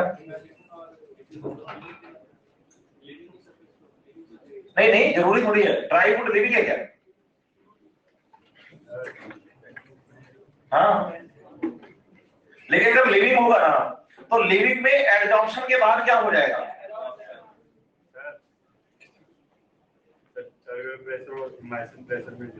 बेटा किसमें? टर्बल प्रेशर तो होता है बच्चे सेल के वॉल्यूम का, है ना? और जो इम्बाइबेशन प्रेशर है वो है इम्बाइबेंट का, सिर्फ सेल वॉल का। बारिश के दिनों में जब एटमॉस्फेयर में मॉइस्चर क्या होती है, दरवाजे खुल जाते हैं। तो ये लकड़ी क्या है? सेल वॉल, जिसमें क्या है? सेलुलोज और पेक्टिन। वाटर को अपनी तरफ क्या करते हैं? अट्रैक्ट करके वॉल्यूम क्या हो जाता है? बढ़ जाता है, और वो दरवाजे थोड़े खुल जाते हैं, है ना? समझ आई बातें? बढ़ो आगे, नेक्स्ट टॉपिक देखो क्या है भाई। रेजन का मूल नाम इम्बाइबेशन नहीं है, डिफ्यूजन है ना? प्लाज्मोलाइसिस और डीप्लाज्मोलाइसिस वाली कंडीशन है कि जो किशमिश होती है जब वो सिकुड़ी हुई है तो इसका मतलब प्लाज्मोलाइज्ड है। इसका मतलब उसमें पानी कम और शुगर ज्यादा है, इसलिए मीठी होती है। लेकिन जब पानी में डालते तो फूल जाती है, क्योंकि अंदर शुगर क्या है? कम, और बाहर पानी क्या है? ज्यादा। अंदर शुगर ज्यादा है, पानी कम है, तो बाहर पानी क्या है? ज्यादा। तो पानी अंदर जाता है, रेजिन क्या हो जाती है? फूल जाती है। कोई इम्बाइबेशन नहीं है। हाँ, लेकिन ये ठीक है कि पहले उसके पानी सरफेस पर क्या होगा और फिर एब्जॉर्ब होगा, क्योंकि जब जब क्या होगा, पहली कंडीशन क्या होगी? हम कहते हैं root absorb the water from soil, लेकिन एब्जॉर्प्शन से पहली कंडीशन क्या है? हाँ, कि रूट की सरफेस पर पहले पानी चिपकेगा फिर अंदर जाएगा, क्योंकि सरफेस फिनोमिना से ही बल्क फिनोमिना चलता है। क्लियर? चलो, एग्जाम में जितने क्वेश्चन आने वो सब क्लियर है यहाँ तक? कुछ पूछेंगे? कोई भी नहीं? ठीक है, आगे बढ़ते हैं। नेक्स्ट टॉपिक है क्या? अभी मैं उसके बारे में डिस्कशन नहीं कर रहा हूँ, मैं पहले डिस्कशन किसके बारे में कर रहा हूँ? पूछो क्यों? क्योंकि अभी अभी ना एक लाइन पढ़ के आए हम वाटर पोटेंशियल में, कि वाटर पोटेंशियल में हमने कहा कि pressure potential usually positive, but in xylem column potential और the negative tension play a major role, yes और no? Transport of water up in a step. इसका मतलब पानी, अगर पानी प्लांट के अंदर जाइलम के अंदर ऊपर चढ़ रहा है तो किससे चढ़ रहा है? ट्रांसपिरेशन पुल से। और ट्रांसपिरेशन पुल किससे डेवलप होता है? तो बताओ, पहले हम पढ़ेंगे ट्रांसपिरेशन, फिर डेवलप करवाएंगे ट्रांसपिरेशन पुल, और फिर पुल से पानी को ऊपर लेकर चलेंगे, इसलिए पहले ट्रांसपिरेशन पढ़ रहे हैं। अच्छा, what is transpiration? Loss of water in the form of water vapours, बोलो ऐसे, from the aerial parts of the plants, from the aerial parts of the is known as, exactly. Transpiration हमेशा aerial parts में होता है, ठीक है बात या नहीं? इसका मतलब जो डूबे हुए पानी के अंदर पौधे होते हैं बच्चे, उनमें ट्रांसपिरेशन समझ रहे हैं? टेरेस्ट्रियल प्लांट के एरियल पार्ट्स, लीफ और स्टेम क्या करते हैं? ट्रांसपिरेशन। तो loss of water in the form of water vapors from the aerial parts of the plants is known as transpiration. देखो, एक तो ट्रांसपिरेशन याद करना है स्टोमेटल ट्रांसपिरेशन, एक याद करना है क्यूटिक्युलर ट्रांसपिरेशन, और एक आपको याद करना है लेंटिक्युलर ट्रांसपिरेशन। स्टेम के लेंटिसल से होने वाला, लीफ की क्यूटिकल से होने वाला, और लीफ के स्टोमेटा से होने वाला। बताइए, मैक्सिमम ट्रांसपिरेशन कहां से होता है? कहां से होता है? स्टोमेटा से। तो इसलिए हमारा जो मेन फोकस रहेगा वो किस पे रहेगा? एंड बताइए, stomata and cuticle both are present on, so both are known as the foliar transpiration. समझ रहे हैं बात या नहीं? मतलब लीफ से होने वाले ट्रांसपिरेशन को क्या कहते हैं? लीफ से होने वाले ट्रांसपिरेशन को क्या कहते हैं? क्या कहते हैं? फोलियर ट्रांसपिरेशन। समझ रहे हैं बात या नहीं? और फोलियर ट्रांसपिरेशन में आपको स्टोमेटल और क्यूटिकुलर को ऐड करना है। स्टोमेटल को और क्यूटिकुलर ट्रांसमिशन को ऐड करना है। समझ रहे हैं बात? और लेंटिकुलर जो है बच्चे वो स्टेम से होता है क्योंकि लेंटिसल्स कहां प्रेजेंट है। क्लियर है? आप बताइए जैसे हम एक प्लांट की बात करें, हम कहेंगे भाई ये प्लांट है, प्लांट का रूट सिस्टम है, ये शूट सिस्टम है। शूट सिस्टम में यहाँ क्या प्रेजेंट है? लीफ है ना। हम लीफ के किसकी बात करें? ट्रांसवर्स सेक्शन की। तो हम ट्रांसमिशन को थोड़ा अच्छे से समझ पाएंगे क्योंकि हमें सबसे ज्यादा ट्रांसमिशन कौन सा पढ़ना है? स्टोमेटा। समझे बात या नहीं? तो आप बताइए कि हम लीफ के स्टोमेटा से होने वाला ट्रांसमिशन ज्यादा अच्छे से पढ़ने वाले हैं क्योंकि हमारी एनसीईआरटी में हमारे सिलेबस में स्टोमेटल ट्रांसमिशन की ही डिटेल है। ठीक है? लेंटिसल्स और क्यूटिकल के बारे में आप anatomy of the flowering plant chapter number 6 class 11th के अंदर पढ़ोगे आप। समझ रहे हैं बात? 11th क्लास की एनसीईआरटी का चैप्टर नंबर 6, वहां पर आपको पता चलेगा कि लेंटिसल्स क्या है और क्यूटिकल कहां प्रेजेंट होती है वाटर लॉस को प्रिवेंट करने के लिए, कम करने के लिए। यहाँ एक बात का खास ध्यान रखिएगा जो कि बच्चे क्या है कि जनरली ट्रांसपिरेशन को पढ़ते टाइम ध्यान नहीं रखते। पूछिए क्या? ट्रांसपिरेशन क्या है? Loss of water in the form of water vapors from the aerial parts of the plant। ये बात ध्यान रखें कि प्लांट, बोलो ऐसे, कभी भी वाटर लॉस बंद करने का कोई तरीका नहीं ढूंढता। वो हमेशा ट्रांसमिशन को कम करना चाहता है, बंद कभी नहीं करना चाहता। दिमाग में रखना एक बात, ठीक है? तो जितने भी अडेप्टेशंस होती है ना प्लांट के अंदर, वो वाटर लॉस को कम करने की होती है, वाटर लॉस को बंद करने की कभी नहीं होती। क्यूटिकल अगर लीफ पर क्या हो गई है? डिपॉजिट, यस और नो? तो आप बताइए ये क्यूटिकल वाटर लॉस को कम करती है, रोकती नहीं। बोलो अगर क्यूटिकल वाटर लॉस को क्या करती तो फिर क्यूटिकुलर ट्रांसमिशन होता है क्यों? तो कोई भी अडप्टेशन ऐसा नहीं जो वाटर लॉस को रोके, कम करते हैं। समझ रहे हैं बात? इसका कोई रीजन होगा।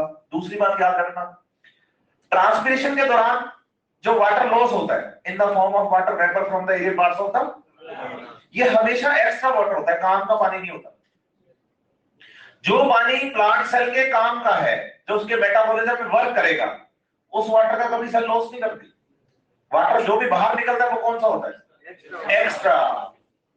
बताइए जब प्लांट को ये पता लगने लग जाएगा कि यार अपना जरूरत का पानी क्या हो रहा है?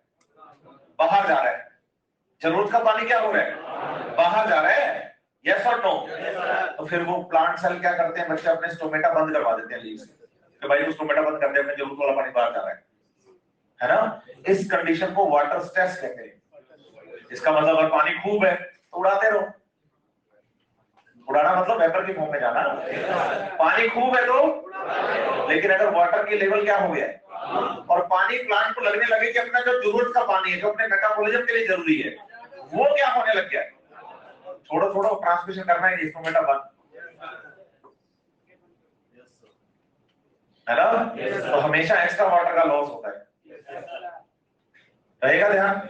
तो चलो लीफ का टीएस पढ़ाता हूं मैं आपको। किसका टीएस पढ़ाता हूं? लीफ का। आप बताइए जब हम लीफ के टीएस की बात करते हैं तो outer most layer of the leaf होती है बच्चे एपिडर्मिस। बताइए लीफ में दो एपिडर्मिस पढ़नी है आपको। एक पढ़ेंगे अपर एपिडर्मिस, ठीक है, और एक पढ़ेंगे लोअर एपिडर्मिस। बोलो अपर एपिडर्मिस और लोअर एपिडर्मिस, ठीक है? तो ये कौन सी एपिडर्मिस बनाई है? अपर एपिडर्मिस, और ये लोअर एपिडर्मिस, ठीक है?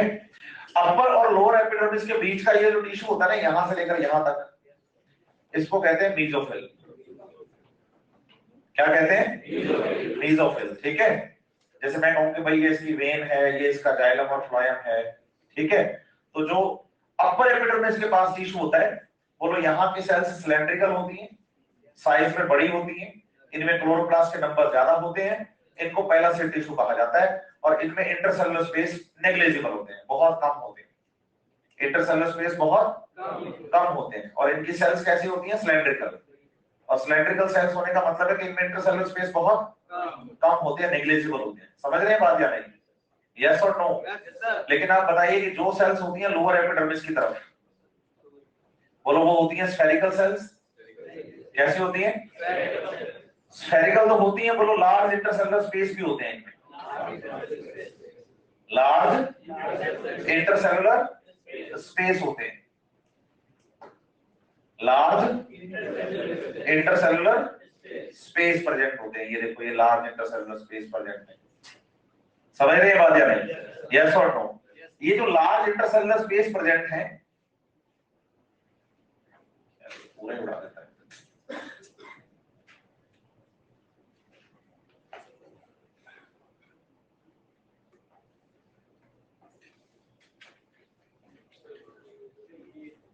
इरेजर से कर रहा हूँ, बचा इरेजर मतलब गड़बड़ कर दी।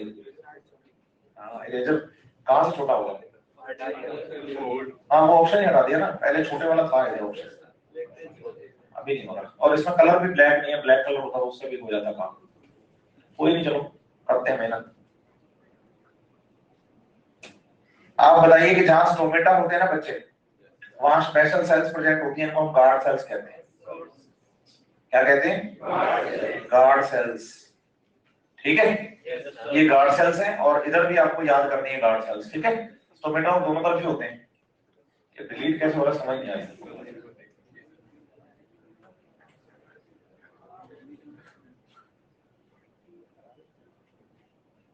ये गार्ड सेल, इधर ये भी गार्ड सेल। ठीक है, अंदर यहाँ कौन सी सेल थी? ये एक्सट्रैक्टेड सेल। ठीक है, चले आगे। ठीक है, अब ध्यान रखो कि भाई इंटरसेलुलर स्पेस नीचे वाले टिश्यू में ज्यादा है, ऊपर वाले में? बोलो, इस ऊपर वाले टिश्यू को क्या बोलेंगे? पैलेसेट। ठीक है, और नीचे वाले को क्या बोलेंगे? स्पॉन्जी। क्या बोलेंगे? स्पॉन्जी टिश्यू में इंटरसेलुलर स्पेस ज्यादा होता है। एक तो मैंने आपको कहा कि ये बात याद करनी है कि वाटर लॉस जो होता है वो हमेशा एक्स्ट्रा वाटर का होता है। सही है? दूसरी बात हमें याद करनी है कि जो वाटर लॉस होता है, बोलो ऐसे, जो वाटर लॉस होता है कभी भी एक्स्ट्रा वाटर का लॉस नहीं होता। यस और नो? बोलो, एक्स्ट्रा का लॉस होता है गुरुजी। सेल अपने जरूरत का पानी लॉस नहीं करती। किसका लॉस होता है? एक्स्ट्रा वाटर का ही लॉस होता है। सेल अपने जरूरत का पानी लॉस। और मजे की बात पता है क्या है? वाटर लॉस कभी डायरेक्ट सेल से नहीं होता। याद करने की बात है कि वाटर लॉस कभी भी डायरेक्ट नहीं होता। अगर बोलो डायरेक्ट सेल से वाटर लॉस होता, और डायरेक्ट सेल से वेपराइजेशन हो जाता वाटर का, तो हम यहाँ से गर्मियों में जब घर जाते तो घर जाते सूख जाते। लेकिन ऐसा नहीं हो रहा, क्योंकि हमारी सेल से वाटर का लॉस, मतलब लिविंग सेल डायरेक्ट कभी वाटर को वेपराइज नहीं करती। फिर क्या होता है? बोलो, वाटर जो है ना, वाटर इन सेल में से निकलकर सेल में से कहां आ जाता है? और फिर इंटरसेलुलर स्पेस से वाटर वेपर की फॉर्म में लॉस होता है। तो वाटर वेपर से रिलीज कहां से होती है? इंटरसेलुलर स्पेस से। वाटर वेपर से रिलीज कहां से होती है? एग्जैक्टली। इसका मतलब सेल से सीधा वाटर वेपराइज। इसीलिए हर एक स्टोमेटा के साथ एक इंटरसेलुलर स्पेस होना जरूरी है। आप देखो, मैंने ऐसा ध्यान भी रखा कि हर स्टोमेटा के साथ एक लार्ज इंटरसेलुलर। बताइए, ये जो लार्ज इंटरसेलुलर स्पेस है ना स्टोमेटा के साथ, बोलो इसको बोलते हैं हाइपो या सब स्टोमेटल कैविटी। क्या कहते हैं? हाइपो या सब स्टोमेटल कैविटी। या तो बोल दो हाइपो स्टोमेटल कैविटी, या क्या बोल दो, जो एक लार्ज इंटरसेलुलर स्पेस होता है। क्या होता है? एक लार्ज इंटरसेलुलर स्पेस होता है। और ध्यान रहे कि पानी सेल से निकलकर पहले इंटरसेलुलर स्पेस में आता है और फिर इंटरसेलुलर स्पेस से वेपराइज हो जाता है। समझे बात या नहीं? इंटरसेलुलर स्पेस से वेपराइज हो जाता है। समझ रहे हैं बात? अब बताओ, ये डाइकोट लीफ है, बोलो ऐसे। ये लीफ कैसी है? बोलो, डाइकोट लीफ का अपर एपिडर्मिस के पास अगर टिश्यू होता है वो पैलेसेड होता है, क्योंकि डाइकोट लीफ को रहना होता है आपके क्या पैरेलल, तो ऊपर वाली सरफेस पे लाइट सीधी गिरती है। लाइट सीधी गिरती है तो वाटर लॉस कम करने के चक्कर में एक तो बताओ किसके अपर सरफेस पर यहाँ क्यूटिकल प्रेजेंट है? क्या प्रेजेंट है? और दूसरा बताओ, स्टोमेटा के नंबर कम होते हैं। अब बोलो, स्टोमेटा के नंबर कम है तो इसका मतलब ऊपर की तरफ इंटरसेलुलर स्पेस भी कम है, तो वाटर लॉस कम करने के लिए एक अपर सरफेस पे क्यूटिकल है और दूसरा यहाँ स्टोमेटा के नंबर कम है क्योंकि इंटरसेलुलर स्पेस वाले सेट में क्या होते हैं और स्पॉन्जी में। तो लोअर सरफेस पर स्टोमेटा के नंबर ज्यादा है तो इसका मतलब लोअर स्पेस से ज्यादा वाटर लॉस होता है। समझ रहे हैं मेरी बात या नहीं? तो इसका मतलब स्टोमेटा होने के लिए इंटरसेलुलर स्पेस होना, क्योंकि पानी डायरेक्ट सेल से कभी वेपराइज ही नहीं होता, वो होता है इंटरसेलुलर स्पेस से। तो सेल से निकलकर पानी पहले कहां आएगा और फिर इंटरसेलुलर स्पेस से बाहर जाएगा। समझ रहे हैं बात या नहीं? यस और नो? और बताइए कि जो सेल्स स्टोमेटा को कवर करती है, ये जो कोर है इसको स्टोमेटल एपरेचर कहते हैं, और इसको कंट्रोल करने वाली सेल्स जो होती है उनको गार्ड सेल्स कहा जाता है। क्या कहा जाता है? वास्तव में आपको बताना है कि गार्ड सेल्स एपिडर्मल सेल्स ही होती हैं। आप देखो ना, गार्ड सेल्स हैं तो एपिडर्मिस में। तो रियली अगर इन रियलिटी देखें तो बताइए कि guard cells are but specialized epidermal cells होती है। यहां का कोई प्रॉब्लम इसको तो खड़ा होगा। बोलो जो मोनोकोट लीफ होती है ना, उसमें पूरा टिश्यू स्पॉन्जी होता है, तो दोनों तरफ इंटरसेलुलर स्पेस ज्यादा होते हैं। अब दोनों तरफ इंटरसेलुलर स्पेस ज्यादा होते हैं ना, इसका मतलब दोनों तरफ से वाटर लॉस भी और हम कहते हैं दोनों तरफ स्टोमेटा के नंबर भी ज्यादा, आइसोबायलेटरल लीक हो जाती है, इसे डॉर्सिलेटरल कहते हैं। क्लियर? कोई दिक्कत? मैंने डॉर्सिलेटरल का डायग्राम इसमें बनाया क्योंकि एनसीईआरटी में डॉर्सिलेटरल लीक ही समझाई है। समझ रहे मेरी बात या नहीं? अरे हाँ ना तो बोला करो, बढ़े आगे। कोई प्रॉब्लम यहाँ तक? कुछ पूछेंगे?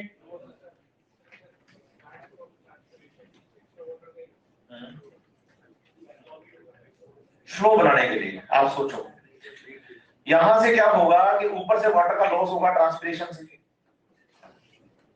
सही है? तो उतना ही वाटर यहां से अंदर घुसेगा। तो आप बताओ पानी का क्या बन गया? फ्लो बन गया। नदी बह रही है, अब बहती हुई नदी में क्या करो? मिनरल डाल दो, पीजीआर डाल दो, तो वो भी साथ में क्या कर लेंगे? तो उसी फ्लो को मेंटेन करने के लिए क्या करते हैं? हाँ, इसलिए पहले क्या पढ़ा रहा हूं? ट्रांसपिरेशन। इसे वाटर साइकिल कहते हैं, इकोलॉजी में पढ़ा भी होगा आपने, है ना? रेन फॉरेस्ट जो होते हैं वो ट्रांसपिरेशन से वाटर लॉस करते हैं, वेपर बनती है, वेपर से बादल हो जाते हैं, बादल फिर बारिश होकर पानी कहां जाता है? मिट्टी में, मिट्टी से प्लांट वाटर क्या करते हैं? एब्सॉर्ब, फिर से ट्रांसपिरेशन करते हैं। तो ये बन जाता है वाटर साइकिल, है ना? और रेन फॉरेस्ट में यही दिखता है आपको सबसे ज्यादा। थैंक यू तो बोल। हाँ यार, इतनी बढ़िया बात बता दी मैंने, आगे बढ़े। चलो अब बात करते हैं स्ट्रक्चर ऑफ स्टोमेटा की। किसकी?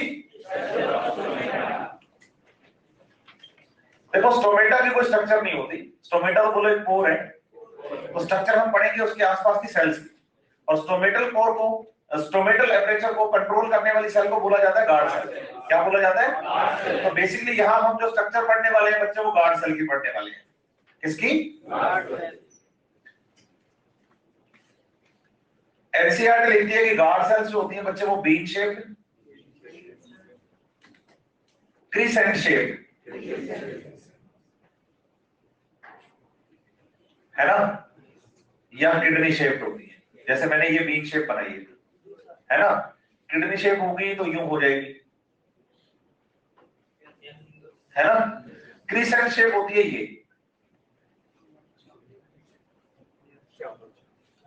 आधे चांद जैसे, है ना? आधे चांद जैसे शेप को बोलते हैं क्रीसेंट। ये है किडनी, ये है बीन, तो मैंने बीन शेप बनाई है। तो तीनों में से कुछ भी मान लो। बोलो डाइकोट प्लांट के स्टोमेटा की जो गार्ड सेल्स होती हैं वैसी होती है। अगर मोनोकोट की बात करोगे तो मोनोकोट की जो गार्ड सेल्स होती है बच्चे, वो डबल शेप होती है। समझ रहे बात है? ये किसके स्टोमेटा की बात चल रही है? मोनोकोट के। किसकी बात चल रही है? मोनोकोट के। समझ रहे बात या नहीं? तो डाइकोट के स्टोमेटा जो होते हैं बच्चे, वो ऐसी होती है गार्ड सेल्स। मोनोकोट के स्टोमेटा की गार्ड सेल्स ऐसी होती है। ठीक है, चलो आगे। ठीक है, तो एनसीईआरटी हमें पढ़ा रही है कि गार्ड सेल्स होती है वो कैसी होती है? बीन शेप या इनको चारों तरफ से जो सेल्स कवर करती है, बोलो वो एपिडर्मल सेल्स हैं। कैसी सेल्स हैं? क्या गार्ड सेल भी एपिडर्मल सेल है? बोलो हाँ, बस स्पेशलाइज्ड है। कैसी है? स्पेशलाइज्ड। तो ये चारों तरफ जो बार बार की तरफ सेल दिख रही हैं आपको, इनको भी आप क्या कहोगे? Epidermal cells. क्या कहोगे? Epidermal cells. समझ रहे हैं बात या नहीं? आप बताइए कि ये जो सेल्स हैं इनको हम नाम देंगे हेल्प, सब्सिडरी या सेकेंडरी सेल्स। क्या नाम दोगे? हेल्प सेल, सब्सिडरी सेल या सेकेंडरी सेल, ठीक है। और ये जो बीच शेप आपको ये दो सेल दिख रही है ये वाली, इनको नाम दोगे आप गार्ड सेल। क्या नाम दोगे? क्या नाम दोगे? बोलो, guard cells are also epidermal sales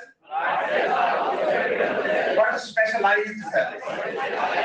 पूछो कैसे? पहला तो बोलो शेप में, शेप में स्पेशलाइज्ड है, इनकी शेप दूसरी एपिडर्मल सेल से अलग होती है, स्पेशलाइज्ड होती है। Kidney shape, bean shape, tree shape pot में होगी और डबल शेप मोनोपोड, तो ये शेप में स्पेशलाइज्ड होती है। दूसरा बोलो, अनइक्वल या uneven thickness of wall, uneven thickness of wall.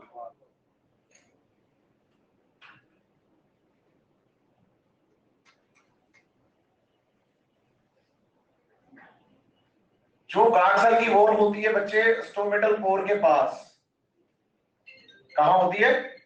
Stomatal pore के पास। किसकी वॉल? गार्ड सेल की। किसके पास होती है? स्टोमेटल पोर के पास। इसको तो बोलते हैं इनर वॉल। क्या कहते हैं? बोलो, ये होती है थिक एंड इलास्टिक, ठीक है। और जो होती है इससे दूर, ये इसको कहते हैं आउटर वॉल। क्या बोलते हैं? और ये होती है थिन एंड इलास्टिक।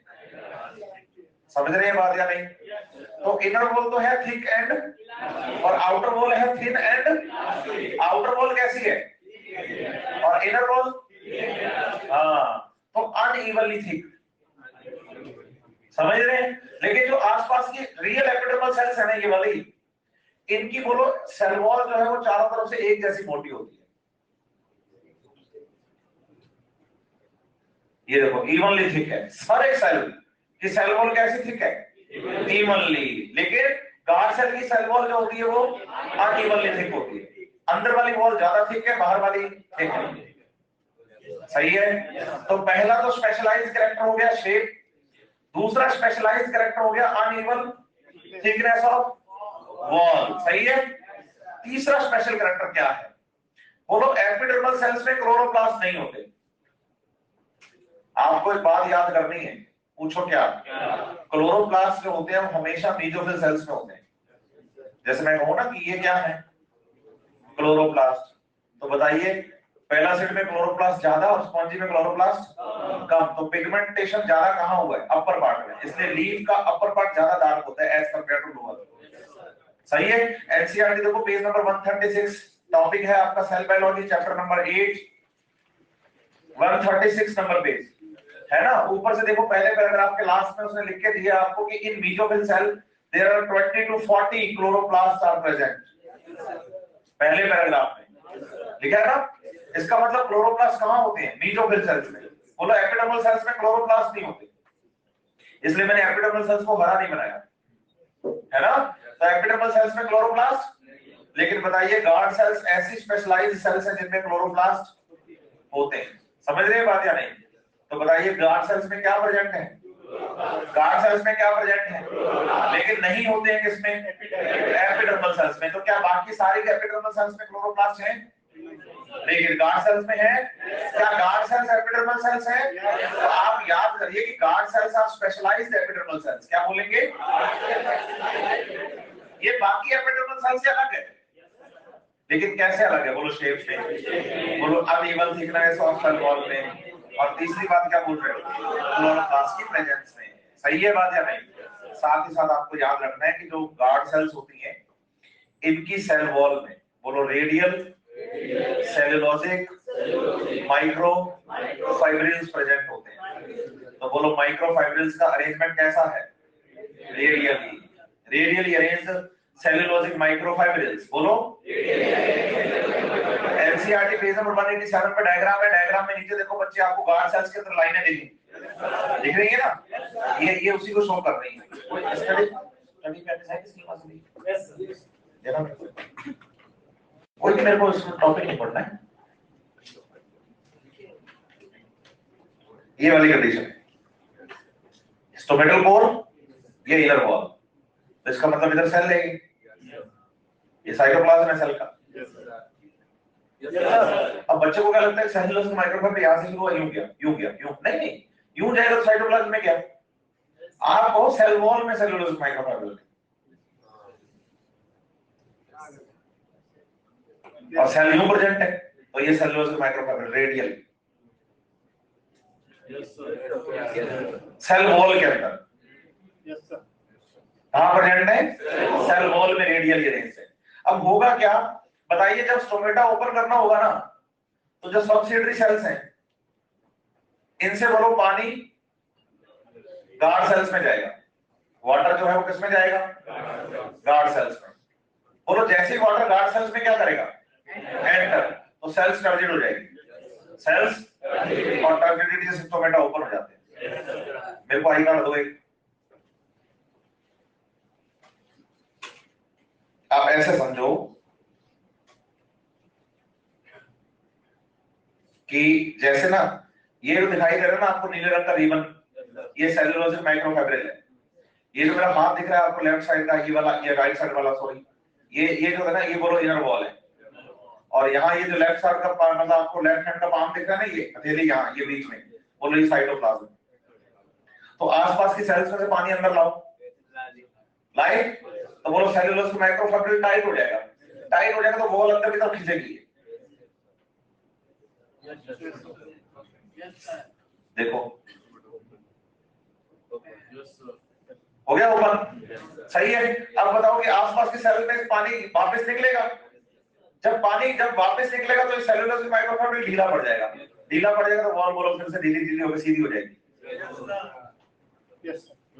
देखो स्टोमेटा क्या हो गया, और जैसे ही पानी आया सेलुलोज माइक्रोफाइब्रिल टाइट हो गए, टाइट हो गए तो स्ट्रेंथ हुई ना, जैसे ही बच्चे ऐसे स्ट्रेच हुए ना, ये क्या हुए, स्ट्रेच होते ही बच्चे वॉल अंदर की तरफ खिंच गई क्योंकि सेल अपने रियल शेप में आ गई, तो स्टोमेटा, हाँ तो बोलो टर्जिडिटी पर सेल्स अपने रियल शेप में आ जाती है, इसलिए स्टोमेटा खुल गए। और जैसे ही बच्चे पानी निकलेगा बाहर तो सेलुलोज के माइक्रोफाइबर ढीले पड़ जाएंगे, ढीले पड़ जाएंगे तो वॉल क्या हो जाएगी,